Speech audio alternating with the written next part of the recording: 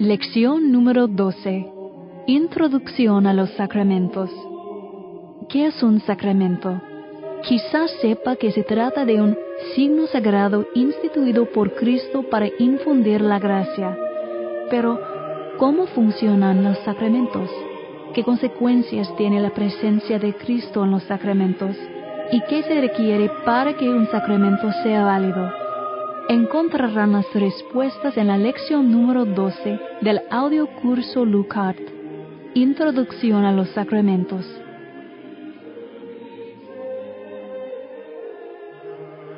Sección 12. Introducción a los sacramentos.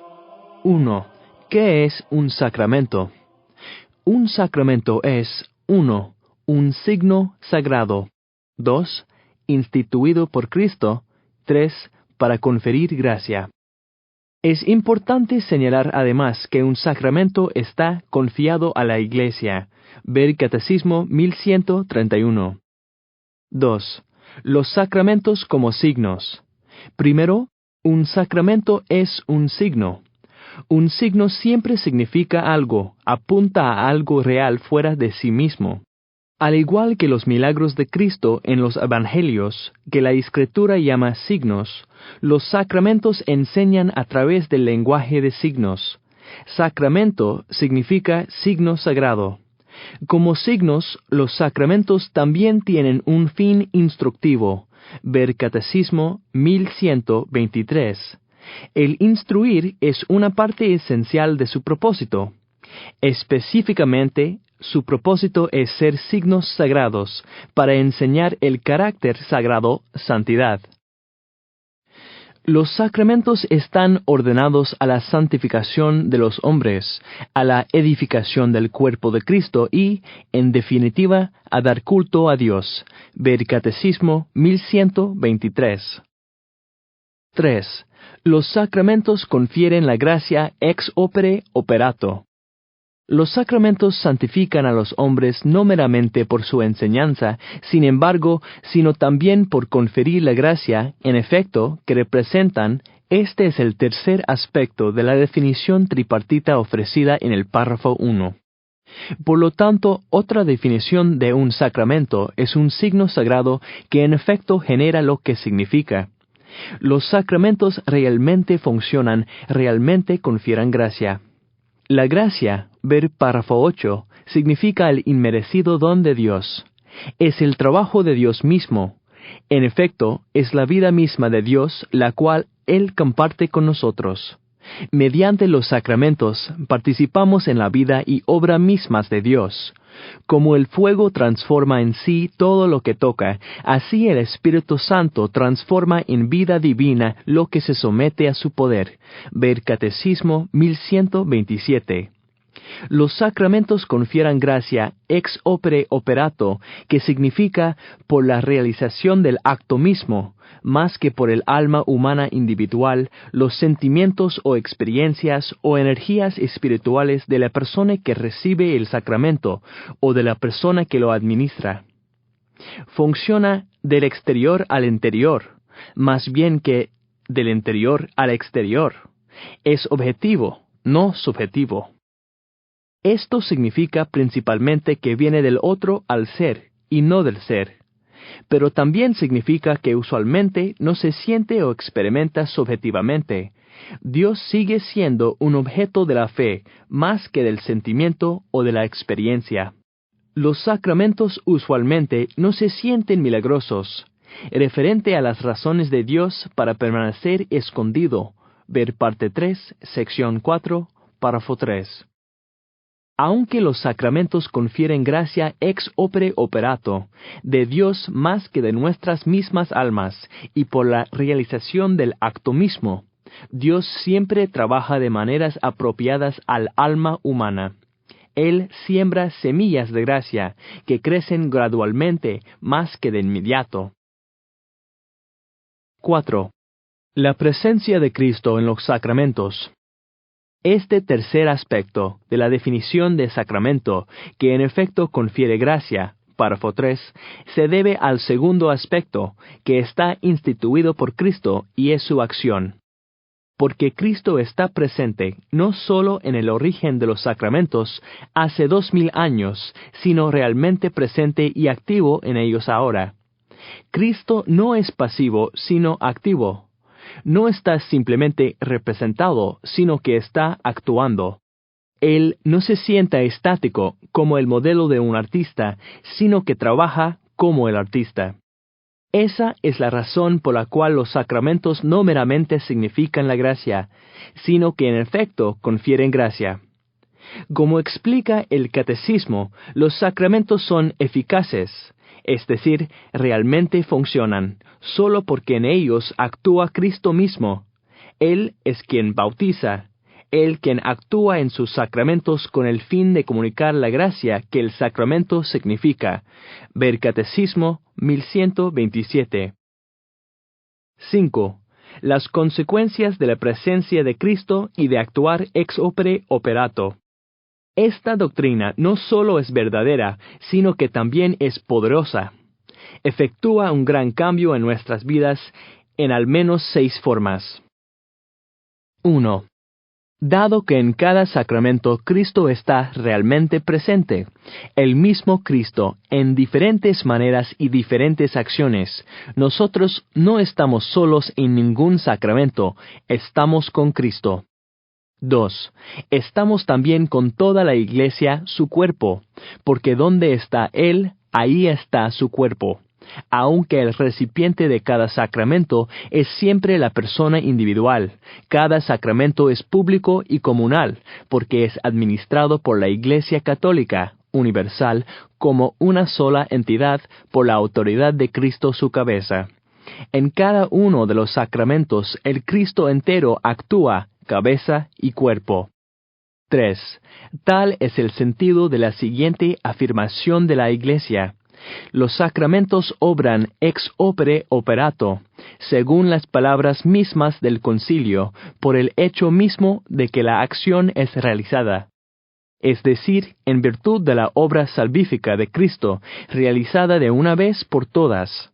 De ahí se sigue que el sacramento no actúa en virtud de la justicia del hombre que lo da o que lo recibe, sino por el poder de Dios. En consecuencia, siempre que un sacramento es celebrado conforme a la intención de la Iglesia, el poder de Cristo y de su Espíritu actúa en él y por él, independientemente de la santidad personal del ministro. Ver Catecismo 1128. Por eso, cuando miramos al sacerdote, deberíamos ver al Cristo perfecto, no al ministro imperfecto. 4. Dado que los sacramentos son el trabajo de Cristo y el trabajo proveniente de Dios, no el nuestro, somos libres de enfocar toda nuestra atención en Dios, no en nosotros mismos, e invertir toda nuestra fe y esperanza en Él, no en nosotros mismos. Los sacramentos son invitaciones a olvidar nuestras propias limitaciones y problemas, a perdernos en Dios, y así encontrarnos a nosotros mismos. Ver Mateo capítulo 10, párrafo 39. Esto es un ensayo para el cielo, donde estaremos en gozo eterno precisamente porque estaremos mirando a Dios, no a nosotros mismos. Incluso aquí, nuestros momentos de mayor gozo son siempre cuando salimos de nosotros mismos, de nuestras necesidades y planes y preocupaciones, gracias a alguna verdad o bondad o belleza que es un pequeño aperitivo de Dios. 5. Podemos, por lo tanto, estar liberados de la preocupación de nuestras imperfecciones, de nosotros mismos, de nuestra devoción y de nuestros compañeros devotos. Dado que Jesucristo está realmente presente en los sacramentos, al celebrarlos a ellos, los celebramos a Él, no a nosotros mismos, ni siquiera a nuestra comunidad humana. Aunque todos los sacramentos son comunales y públicos, más que individuales y privados, su énfasis radica no más en la comunidad humana que en el individuo humano. Nuestro enfoque no debe ser lo que hacemos por Cristo, sino lo que Cristo hace por nosotros. Así que debe resultarnos irrelevante el que nuestro compañero devoto lleve ropa fea, cargue un bebé que llora, o cante fuera de tono. o incluso el que pensemos que es un gran pecador, o hasta un hipócrita. Cuando estamos en presencia de Dios, no juzgamos ni criticamos, sencillamente adoramos y amamos. 6. Dado que Cristo está realmente presente en los sacramentos, estos son una avenida al cielo, un punto de encuentro entre la tierra y el cielo, el tiempo y la eternidad. Son escatológicos, son un anticipo y un avance velados de nuestro destino eterno. Son como un regalo de compromiso de nuestro amante divino. Si entendemos esto, no nos quejaremos de que la Iglesia es aburrida. 6. ¿De qué forma los sacramentos no son como la magia? Un sacramento es en efecto sobrenatural y en efecto eficaz, es decir, realmente funciona. De esas dos formas es como la magia, pero de al menos una forma esencial, un sacramento es justamente lo opuesto a la magia. Es un don gratuito, y por lo tanto debe ser aceptado libremente para ser recibido. No es automático o impersonal. Aunque no proviene del alma del recipiente, puede ser bloqueado por el alma del recipiente, entera o parcialmente. Y el grado de gracia que recibamos depende del grado de nuestra fe, esperanza y amor. El recibir un sacramento es como abrir una llave de agua que se suple de todo el océano, pero que se puede abrir más o menos.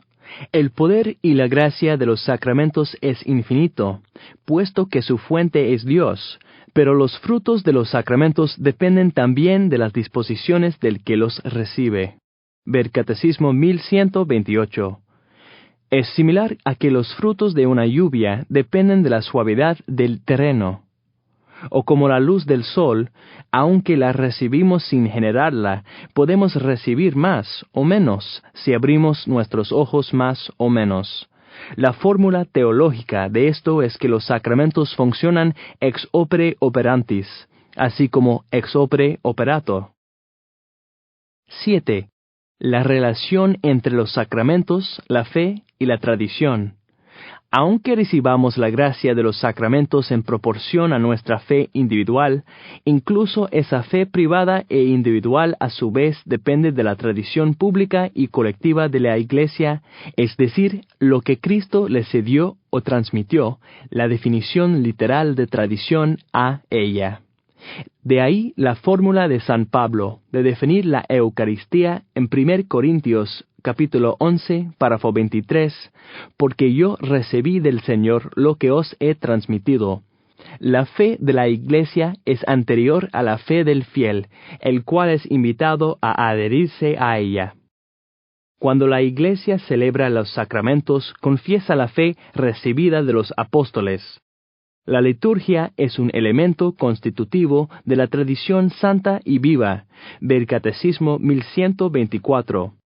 Por eso ningún rito sacramental puede ser modificado o manipulado a voluntad del ministro o de la comunidad. Ver Catecismo 1125.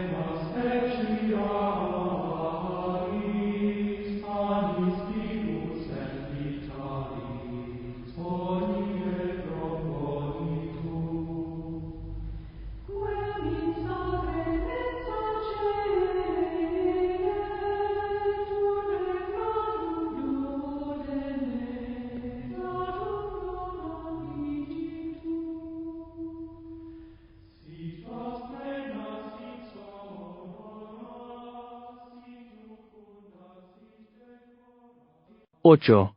¿Qué es la gracia? Los sacramentos confieren la gracia, pero ¿qué es la gracia? La gracia ha sido definida como un don inmerecido de Dios. Es inmerecido por dos razones. Primero, porque Dios es nuestro Creador, y por lo tanto no nos debe nada. Todo lo bueno que recibimos, comenzando por nuestra existencia misma, son dones de la generosidad de Dios, no que se nos deba a nosotros por justicia. Segundo, la gracia de Dios es doblemente inmerecida porque somos pecadores. Hemos roto nuestra relación de alianza con Él y desobedecido su ley. Sin embargo, nuestra desobediencia no puede cambiar la naturaleza de Dios. Dios es amor, y por lo tanto Dios continúa confiriendo gracia. El pecado nos priva de recibirla, pero no priva a Dios de conferirla. Porque la gracia no es cualquier cosa que Dios confiere, como si la gracia fuera gasolina y los sacramentos estaciones de gasolina. Más bien, la gracia de Dios es Dios mismo, la vida misma de Dios en nuestras almas, porque Dios es amor, y el regalo primordial del amado es el don de sí mismo. Eso es lo que un amante quiere sobre todas las cosas, darse a sí mismo al amado. Por lo tanto, la gracia de Dios es el don de Dios de sí mismo. ¿Por qué quiere siempre el amante darse al amado? Porque el objetivo esencial del amor es la intimidad, la unión más cercana. Por lo tanto, la gracia es esencialmente una relación amorosa de intimidad entre Cristo y el cristiano, Cristo y su cuerpo. Ver Catecismo 2003. Un aumento en la gracia significa un aumento en intimidad con Cristo. 9. La libertad de la gracia de Dios. Dado que el amor es necesariamente libre, libremente dado y libremente recibido, obtenemos la gracia al cooperar libremente con Dios. Ver Catecismo 2002. No al hacer depósitos automáticos en nuestras cuentas. No podemos ser pasivos como las alcancías. Dios nos exige que actuemos y escojamos. Dios tomará la iniciativa y seducirá nuestras almas, pero no se impondrá sobre nosotros. Cuando logró el acto más formidable en la historia, la encarnación, primero pidió el consentimiento de María antes de entregarse a ella. Ella cooperó en la redención. Y así debemos hacerlo nosotros. Los sacramentos funcionan de la misma forma. Primero Dios toma la iniciativa de ofrecernos la gracia gratuitamente en los sacramentos, ex opere operato, ver Catecismo 1128.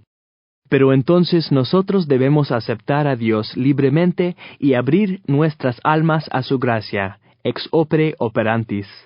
Por lo tanto, toda la iniciativa es de Dios, pero los sacramentos no son mágicos o automáticos o impersonales. Funcionan ex opere operato porque, como Cristo nos aseguró, separados de mí no podéis hacer nada. Ver Juan capítulo 15, párrafo 5. Funcionan ex opere operantis porque, como nos recordó San Agustín, el Dios que nos creó sin nosotros no nos salvará sin nosotros. No podemos hacerlo sin Él y Él no lo hará sin nosotros. 10. El pecado y la necesidad de los sacramentos.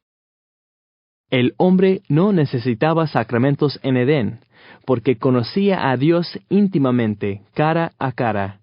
Y nosotros no necesitaremos los sacramentos en el cielo, por la misma razón. Pero nuestra naturaleza humana débil y caída los necesita ahora. Dudar sobre la necesidad de los sacramentos frecuentemente viene de perder la noción del pecado, porque cada sacramento está diseñado de alguna forma para sanar nuestros pecados y acercarnos a nuestra inocencia perdida y nuestra perfección futura. Es el orgullo el que rehúsa usar las humildes herramientas físicas que Dios gentilmente nos da en los sacramentos. Ver la historia de Naamán el leproso en 2 Reyes capítulo 5, párrafos 1 hasta 14. Dios nos dice que necesitamos los sacramentos. ¿Quiénes somos nosotros para decir que no? Necesitamos los sacramentos además porque no somos criaturas puramente espirituales. Doblar las rodillas de nuestro cuerpo nos ayuda a doblar las rodillas de nuestra alma, porque cuerpo y alma no son dos cosas, como un fantasma y una casa, sino dos dimensiones de la misma cosa, como el significado y las palabras de un poema. Esa misma cosa es nuestro ser. Cada uno de nosotros es un ser único. Por esta razón, recibir la Eucaristía en nuestra boca es la dimensión visible de recibir a Cristo en nuestros corazones. Nuestras bocas, cuerpos, y nuestros corazones no están separados como dos órganos del cuerpo. Dios diseñó nuestros cuerpos como una parte esencial de nuestra naturaleza y diseñó la religión católica para las almas encarnadas que diseñó. Nuestra meta no es la espiritualidad, sino la santidad. No liberarnos del cuerpo, sino liberarnos del pecado. 11. ¿Por qué la Iglesia tiene 7 sacramentos? Porque Cristo instituyó 7 sacramentos. Un sacramento debe estar instituido por Cristo. La Iglesia no los inventó, solo los definió y defendió. Hay en la Iglesia 7 sacramentos. 1. Bautismo. 2. Confirmación o crismación. 3. Eucaristía. 4. Penitencia. 5.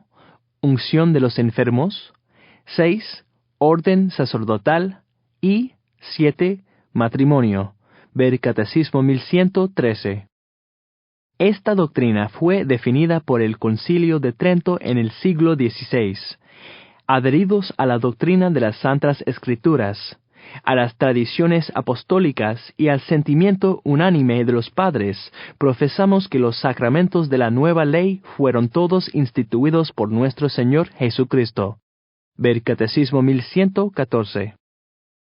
¿Cómo sabe la Iglesia que esto es verdad y por qué le tomó 1500 años para definirlo? Al igual que con los otros dogmas de la fe, es Dios quien reveló esta verdad, pero la reveló gradualmente, de acuerdo con los modos de aprendizaje de la humanidad. Aprendemos a entender y apreciar las grandes verdades solo gradualmente, y la gracia divina usa la naturaleza humana y su estilo de aprendizaje en vez de ponerlo a un lado. Todas las doctrinas importantes tomaron tiempo en ser definidas, incluyendo el canon de la Biblia, las 2 naturalezas de Cristo y la Trinidad, por el Espíritu que la conduce a la verdad completa. Ver Juan capítulo 16, párrafo 13. La Iglesia reconoció poco a poco este tesoro recibido de Cristo, tal como lo hizo con el canon de las Sagradas Escrituras y con la doctrina de la fe. Así, la Iglesia ha precisado a lo largo de los siglos que, entre sus celebraciones litúrgicas, hay 7 que son, en el sentido propio del término, sacramentos instituidos por el Señor. Ver Catecismo 1117. La Iglesia nunca añade nuevas doctrinas al depósito de fe original recibido de Cristo, pero es guiada gradual y progresivamente por el Espíritu Santo a entender mejor ese depósito de fe. 12. ¿Por qué instituyó Cristo 7 sacramentos? Los 7 sacramentos corresponden a todas las etapas y todos los momentos importantes de la vida del cristiano. Ver Catecismo 1210. Nacimiento, bautismo, crecimiento, confirmación, fortalecimiento por comida y bebida, Eucaristía, reparación y restauración, penitencia, servicio a otros, matrimonio y orden sacerdotal, y preparación para la muerte, unción de los enfermos. Hay aquí una cierta semejanza entre las etapas de la vida natural y las etapas de la vida espiritual. Ver Catecismo 1210. Cada transición importante, del nacimiento a la muerte, es santificada, puesto que nuestra vida sobrenatural está construida sobre la base de nuestra vida natural, dado que la naturaleza es un tipo de programa de adiestramiento para nuestro destino sobrenatural. La participación en la naturaleza divina que los hombres reciben como don mediante la gracia de Cristo tiene cierta analogía con el origen, el crecimiento y el sustento de la vida natural. Ver Catecismo 1212. 1. Los fieles renacidos en el bautismo se fortalecen con el sacramento de la confirmación y, finalmente, son alimentados en la Eucaristía con el manjar de la vida eterna. Ver Catecismo 1212. Los tres sacramentos de la iniciación cristiana, bautismo, confirmación y Eucaristía, sientan la base de toda vida cristiana, tal como lo hacen el nacimiento, el crecimiento y el fortalecimiento mediante comida y bebida para nuestra vida corporal. 2. El orden sacerdotal y el matrimonio nos preparan para el servicio vitalicio. Los dos son similares, puesto que el sacerdocio también es una forma de matrimonio a la Iglesia, y el matrimonio también es una forma de sacerdocio, el sacerdocio de todos los creyentes, al cual sirve el sacerdocio sacramental. Ver parte 3, sección 7, párrafo 9. 3. Finalmente, hay dos sacramentos de reparación. La penitencia y la unción de los enfermos reparan y fortalecen almas y cuerpos. La unción de los enfermos, junto con la recepción de la Sagrada Comunión, es también una preparación para nuestro viaje final a la muerte, nuestro viaticum, de la palabra latina que se refiere a las provisiones para un viaje. 13. ¿Qué se requiere para un sacramento válido? 4 cosas. Primero, materia válida, o sea, la cosa correcta. Por ejemplo, la Eucaristía debe estar hecha de pan de trigo y vino de uvas, y el bautismo debe ser en agua. Segundo, forma válida. Las palabras esenciales no pueden cambiarse. Por ejemplo, este es mi cuerpo, esta es mi sangre, y te bautizo en el nombre del Padre, del Hijo y del Espíritu Santo. Tercero, intención válida, la intención de hacer lo que la Iglesia hace. Cuarto, una mente válida, o sea, fe y comprensión por parte del recipiente. El recipiente debe ser cristiano, tener fe en Cristo, para recibir los sacramentos cristianos. También debe entender lo que se está haciendo. En el caso de bautismo de un infante, la fe y comprensión de los padres representan al bebé. Este cuarto requisito no se debe tomar por sentado. Muchos católicos han sido sacramentalizados sin haber sido evangelizados ni catequizados. Es decir, les falta la fe mínima y básica en Cristo y la comprensión de sus sacramentos. Quienes reciban los sacramentos de Cristo deben poder decir: sé bien en quién tengo puesta mi fe. 2 Timoteo, capítulo 1, párrafo 12.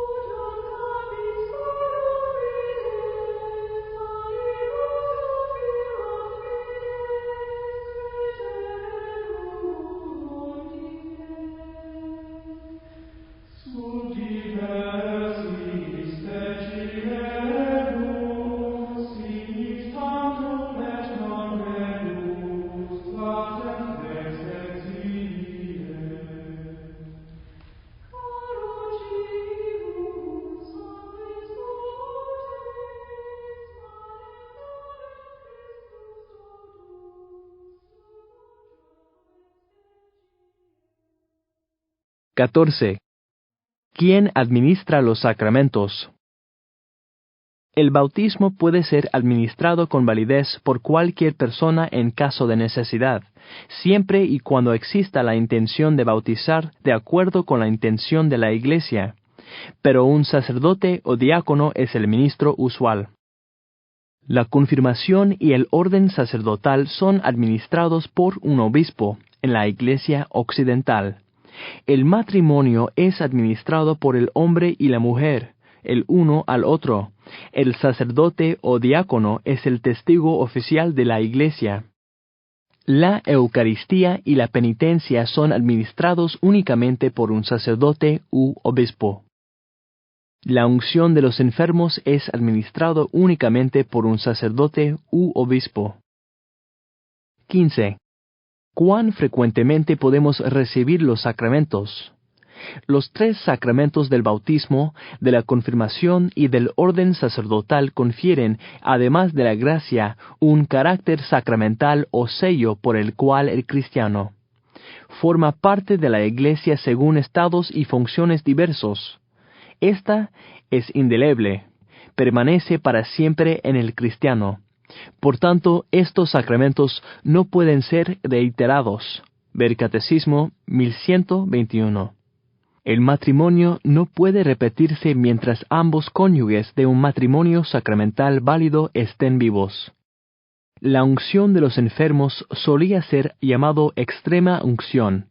Esta designación se deriva de las palabras latinas in extremis, que significan en el punto de la muerte, y la expectativa era que se administrara antes de la muerte como preparación final para cruzar a la eternidad. Esto todavía se hace, pero el sacramento también se da más temprano en la vida con la esperanza de sanar y recuperarse de una enfermedad que amenaza la vida, así que puede ser recibido tantas veces como sea necesario. La Eucaristía y la penitencia son 2 sacramentos continuos y frecuentemente repetidos. Son para el alma como el comer y al cuerpo como el lavarse. La Iglesia recomienda la recepción diaria de la Eucaristía, pero exige la asistencia semanal a la misa y la recepción de la Eucaristía como mínimo una vez al año durante la Pascua para todos los católicos adultos. La penitencia también se exige por lo menos una vez al año, pero la recepción por lo menos mensual es la práctica que ha ayudado a muchos en el camino a la santidad. 16. Los sacramentales. Los sacramentales son signos sagrados con los que, imitando de alguna manera a los sacramentos, ver Catecismo 1667, pero que no son sacramentos en el sentido estricto por 2 razones. Primero, no fueron instituidos por Cristo, sino por la Iglesia. La Santa Madre Iglesia instituyó los sacramentales. Ver Catecismo 1667.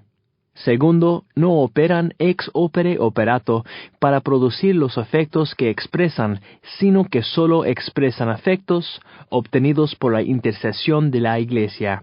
Ver Catecismo 1667. Los sacramentales no confieren la gracia del Espíritu Santo a la manera de los sacramentos, pero por la oración de la Iglesia preparan a recibirla y disponen a cooperar con ella.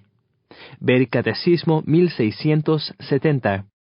Además, los sacramentales varían mucho más con el tiempo y el lugar que los sacramentos. Pueden también responder a las necesidades, a la cultura y a la historia propias del pueblo cristiano de una región o de una época. Ver Catecismo 1668. 17. El propósito de los sacramentales. Por ellos se santifican las diversas circunstancias de la vida. Ver Catecismo 1677. La liturgia de los sacramentos y de los sacramentales hace que, en los fieles bien dispuestos, casi todos los acontecimientos de la vida sean santificados por la gracia divina que emana de él, la muerte y resurrección de Cristo, de quien reciben su poder todos los sacramentos y sacramentales. Ver Catecismo 1670. Por eso la Iglesia da la bendición invocando el nombre de Jesús y haciendo habitualmente la señal santa de la cruz de Cristo. Ver Catecismo 1671. Todo uso honesto de las cosas materiales puede estar ordenado a la santificación del hombre y a la alabanza de Dios. Ver Catecismo 1670. Esto no es solo un asunto de intenciones interiores o espirituales. El poder espiritual de la oración de la Iglesia fluye sobre las cosas materiales como las olas en la playa. En la tradición católica, mucho más que en la protestante, hay un sentido sacramental que une, más que divide, la materia y el espíritu, lo secular y lo sagrado.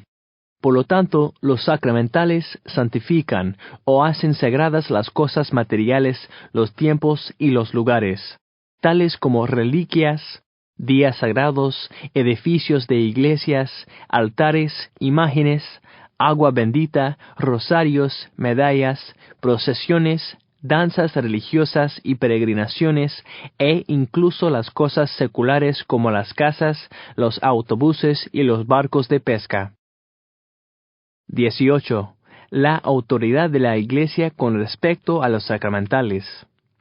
Los sacramentales a menudo nacen de las tradiciones populares.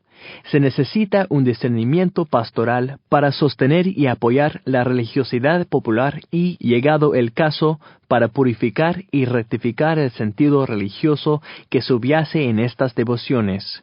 Ver Catecismo 1676. Pero la Iglesia tiene una tendencia mayor a aprobar que a corregir estas devociones populares, porque ella cree que la religiosidad del pueblo, en su núcleo, es un acervo de valores que responde con sabiduría cristiana a los grandes interrogantes de la existencia. La sapiencia popular católica es un humanismo cristiano que afirma radicalmente la dignidad de toda persona como hijo de Dios, establece una fraternidad, sentido de hermandad fundamental, enseña a encontrar la naturaleza y a comprender el trabajo y proporcione las razones para la alegría y el humor aun en medio de una vida muy dura. Ver Catecismo 1676. 19. Exorcismo. Su significado. Cuando la Iglesia pide públicamente y con autoridad en nombre de Jesucristo que una persona o un objeto sea protegido contra las acechanzas del maligno y sustraída a su dominio, se habla de exorcismo. El exorcismo intenta expulsar a los demonios o liberar del dominio demoníaco gracias a la autoridad espiritual que Jesús ha confiado a su Iglesia. Ver Catecismo 1673. Su poder. Jesús lo practicó. Ver Marcos capítulo 1, párrafo 25. El exorcismo. De él tiene la Iglesia el poder y el oficio de exorcizar. Ver Catecismo 1673. Sus formas. En forma simple, el exorcismo tiene lugar en la celebración del bautismo. El exorcismo solemne solo puede ser practicado por un sacerdote y con el permiso del obispo. En estos casos es preciso proceder con prudencia, observando estrictamente las reglas establecidas por la Iglesia. Muy distinto es el caso de las enfermedades, sobre todo psíquicas, cuyo cuidado pertenece a la ciencia médica. Por tanto, es importante asegurarse antes de celebrar el exorcismo, de que se trata de una presencia del maligno y no meramente de una enfermedad. Ver Catecismo 1673. 20. Funerales. Los funerales son sacramentales por naturaleza, y son incluso un tipo de consumación de todos los sacramentos, puesto que todos los sacramentos tienen como fin último la Pascua definitiva del cristiano, es decir, la que a través de la muerte hace entrar al creyente en la vida del reino. Ver Catecismo 1680. Son asunto de la Iglesia porque son asuntos familiares. La Iglesia que, como madre, ha llevado sacramentalmente en su seno al cristiano durante su peregrinación terrena, lo acompaña al término de su caminar para entregarlo en las manos del Padre. Ver Catecismo 1683. Los funerales se centran en el sacrificio eucarístico porque en la Eucaristía La Iglesia expresa entonces su comunión eficaz con el difunto. Así celebrada la Eucaristía, la comunidad de fieles, especialmente la familia del difunto, aprende a vivir en comunión con quien se durmió en el Señor, comulgando con el cuerpo de Cristo, de quien es miembro vivo. Ver Catecismo 1689. De este modo, los funerales cristianos son expresiones positivas de fe y esperanza, la esperanza segura y certera de la resurrección. En efecto, una vez muertos, no estamos en absoluto separados unos de otros. Nos volveremos a encontrar en un mismo lugar. No nos separaremos jamás, porque vivimos en Cristo. Ver Catecismo 1690.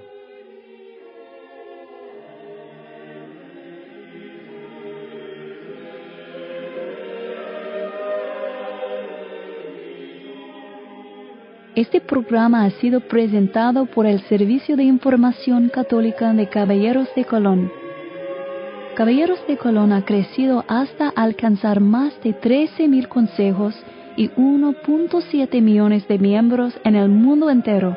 Han llamado a esta organización fraternal el brazo derecho fuerte de la Iglesia, y la han elogiado papas, presidentes y otros líderes mundiales por su apoyo a la Iglesia, su participación cívica y su ayuda a los necesitados. Caballeros de Colón dona dinero y proporciona trabajo voluntario a obras de caridad. Los hombres católicos practicantes que tienen al menos 18 años son elegibles para convertirse en miembros de Caballeros de Colón. Encontrará mayor información en www.kofc.org.